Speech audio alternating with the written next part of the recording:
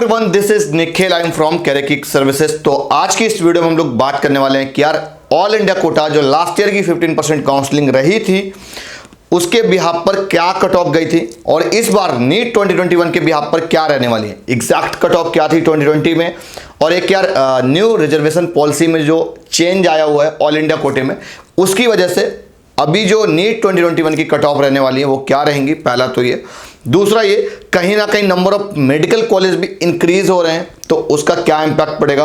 तो वीडियो को यार कंप्लीट एंड तक देखना। आप राउंड वाइज लास्ट ईयर की कट ऑफ के बिहाफ पर कहीं ना कहीं एक अपनी रैंक का एनालिसिस, एक आइडिया ले सकते हो। मार्क्स आपके ऊपर नीचे हो सकते हैं लेकिन रैंक बहुत ज़्यादा जो टॉप के कॉलेज है उसमें वैरी नहीं करने वाली है। हाँ, जो थोड़ा रैंक में फ्लक्चुएशन आएगी, जो थोड़ा सा लास्ट वाले कॉलेज हैं, जो लास्ट में जहाँ पर सीट्स वगैरह रह जाती हैं, उनमें थोड़ा सा फ्लक्चुएशन हमको देखने को मिल सकता है। तो आप राउंड 1, राउंड 2 और मॉपअप राउंड की कट ऑफ सारी देख सकते हैं। आप चाहें तो हमारी वेबसाइट medical.careerkick.in पर विजिट कर सकते हैं। तो वीडियो को कंप्लीट एंड तक देखना। जैसे कि हम लोग बात करने वाले हैं कि ऑल इंडिया कोटे की भी आप पर क्या कट ऑफ रहने वाली इस बार की। अब यार देखो, प्रीवियस ईयर की कट ऑफ का आइडिया आपको कहीं ना कहीं होगा, तो ऐसा हम बहुत ज़्यादा यहाँ पर आपका टाइम नहीं लेने वाले हैं। बहुत ही जल्द हमने उसको ओवरऑल पूरा मिनिमाइज करके यहाँ पर सारी फाइनली कट ऑफ रखी हुई है। बहुत सारा कट ऑफ और एनालिसिस जो आ रहा है एज सच, उनमें से जो मेरे को काफ़ी फैक्ट समझ में आए हैं, फैक्ट मैं आपको बता देता हूँ। जैसे कि आपका नंबर ऑफ, एक तो सीट्स इंक्रीज करने का प्रोस्पेक्टिव बन रहा है। दूसरा चीज़ ये, जब नंबर ऑफ मेडिकल कॉलेज भी स्टेट वाइज बढ़ रहे हैं, कहीं ना कहीं मेडिकल कॉलेज भी स्टेट वाइज बढ़ रहे हैं। अब वो जैसे कि कौन कौन से स्टेट में बढ़ रहे हैं ये भी बहुत मैटर करेगा।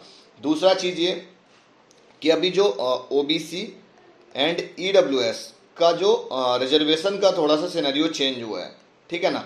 ये ऑल इंडिया कोटे में नहीं हुआ करता था, लेकिन इस बार आपको यहाँ पर रिजर्वेशन मिलने वाली है। तो बहुत ज़्यादा OBC का तो बहुत ज़्यादा बेनिफिट नहीं होने वाला, लेकिन EWS का होगा। तो यहाँ पर पहले थोड़ा सा ये समझ लेते हैं बेनिफिट किसका है भाई, लॉस किसका है। तो मैं बोलूँगा देखो, लॉस तो यहाँ पर किसी का नहीं होने वाला है। सिंपली बस ये है कि जनरल का जो था वो एक unreserved, as an unreserved candidate treat किया जाने वाला है, और जो OBC वाला कैंडिडेट है उसके लिए अगर जो 15% देखो, बाकी जो सेंट्रल यूनिवर्सिटीज़ थी उन सब में रिजर्वेशन थी, लेकिन जो 15% जो गवर्नमेंट मेडिकल कॉलेज जो स्टेट लेवल की MCC की काउंसलिंग में पार्टिसिपेट करते थे उनमें रिजर्वेशन नहीं हुआ करती थी। तो यहाँ पर कहीं ना कहीं लोगों का मानना ये था कि हम सीधा सीधा स्टेट काउंसलिंग में पार्टिसिपेट करेंगे और हमको ऑल स्टेट कोटे में ही पार्टिसिपेट करना है, और हमको ऑल इंडिया कोटे में तो देखो हमको वैसे भी नहीं आएगा क्योंकि हमारी वहाँ पर तो जनरल काउंट होने वाले हैं। तो यहाँ पर एक मिथ मैं ये क्लियर कर दूँ, जिसके पास में OBC रिजर्वेशन है या जो जनरल EWS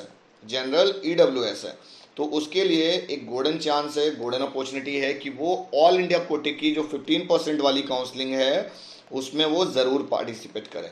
कुछ मैंने एक्सपेक्टेड डेटा यार निकाला हुआ है ना। अब नंबर ऑफ कितने सीट्स इंक्रीज कर रहे हैं, आज सच ये डेटा किसी के पास में नहीं है, लेकिन फिर भी एक आइडिया है कि लगभग 2500 से 3000 के आसपास कुछ सीट्स पैन इंडिया इंक्रीज करने वाली हैं, ठीक है ना। अब कितने उसमें अप्रूव होकर आते हैं, कितने डिसअप्रूव होते हैं, टॉल कितने काउंसलिंग में पार्टिसिपेट करते हैं, आज सच कोई एग्जैक्ट डेटा न मेरे पास में अभी न किसी और के पास में होगा। तो अब अगर मैं बात करें कोई ऑल इंडिया कोटे के बिहाफ पर कि गवर्नमेंट कॉलेज के लिए मिनिमम जो मार्क्स होंगे वो कितने चाहिए होंगे, आज सच मैंने रैंक भी लिखा हुआ है। अभी यार मैंने काफ़ी कुछ एक्यूरेट डेटा देने की कोशिश की है, मैं भी हो सकता है कि आपका आगे के लिए रिजल्ट आता है उसमें कुछ चीज़ें फ्लक्चुएट करें, तो मैं आपको एग्जैक्ट डेटा फिर दे पाऊंगा जब आपकी मार्क्स के अकॉर्डिंग कुछ रैंक का मेरे को थोड़ा सा एक एक्यूरेट कंपेरिजन मिल पाएगा। लेकिन अभी के लिए फ़िलहाल आप इसके बिहाफ पर आप कुछ चीज़ें समझ सकते हैं। ये तो आपकी कैटेगरी होगी। अब जो जनरल कैंडिडेट है उसका मार्क्स लगभग 590 के आसपास अगर है तो उसको कोई दिक्कत नहीं है।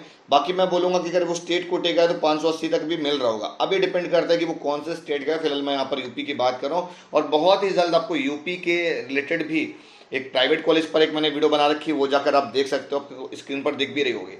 उसके बाद अभी मैंने एक गवर्नमेंट कॉलेज को नेक्स्ट वीडियो आने वाली है, तो गवर्नमेंट कॉलेज पर भी वो वीडियो आएगी कि गवर्नमेंट कॉलेज अगर आपको यूपी के अंदर लेना है तो कितनी कट ऑफ डाउन जा सकती है। कुछ लोग बोल रहे हैं कि भैया मेरा 560 क्या मेरे को मिल सकता है। तो मैं आप सभी से बस इतना ही रिक्वेस्ट करूंगा, मैं बोलूँगा ऑल इंडिया कोटे में पार्टिसिपेट करिए।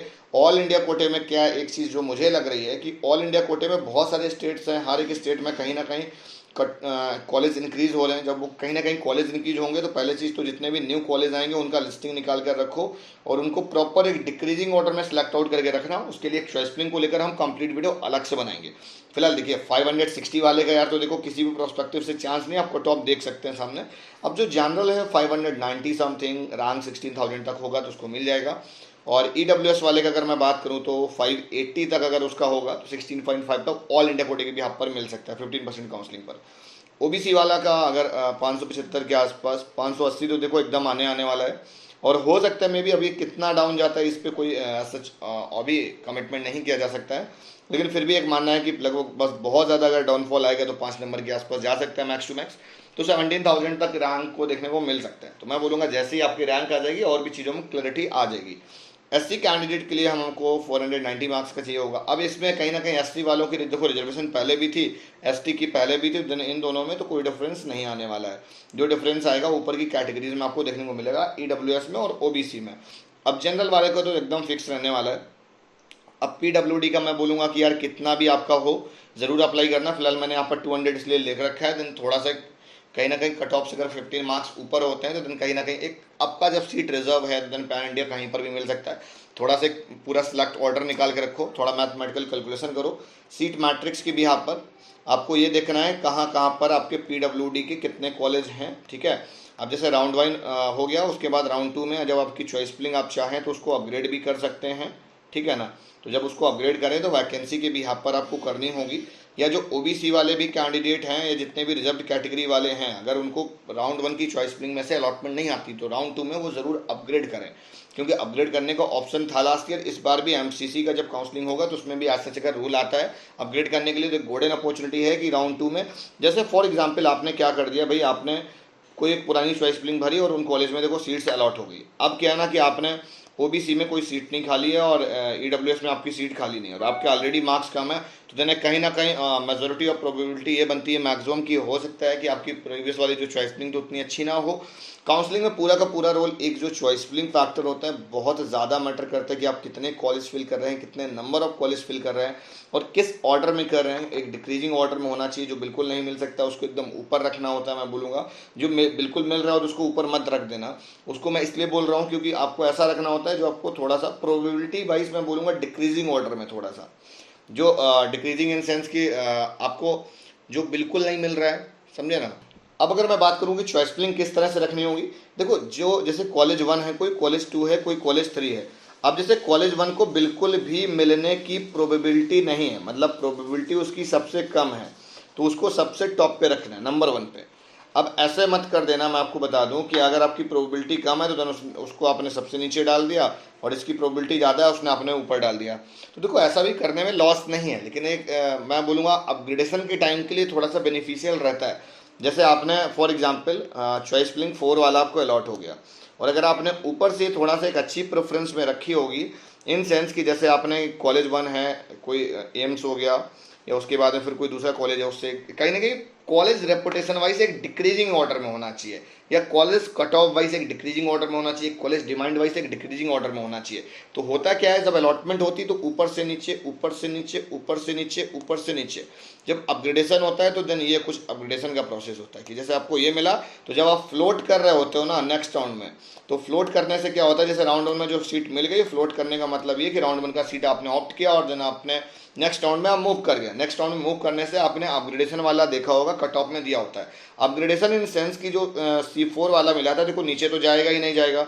अब अगर आपने ऊपर कोई खराब कॉलेज डाल रखा होगा तो वो हो सकता है फ्लोट करके वो खराब वाला कॉलेज मिल जाए, क्योंकि जो जिस बेहाफ पर काउंसलिंग चल रहा है उसको नहीं पता है ना कि ऊपर वाला कॉलेज खराब है कि बढ़िया। उसको तो ये समझ में आ रहा है जो आपने प्रायोरिटी दे रखी है वो अपने अच्छे कॉलेज की दे रखी है, क्योंकि आपकी वो चॉइस के बिहाफ पर काम कर रहे हैं, समझे ना।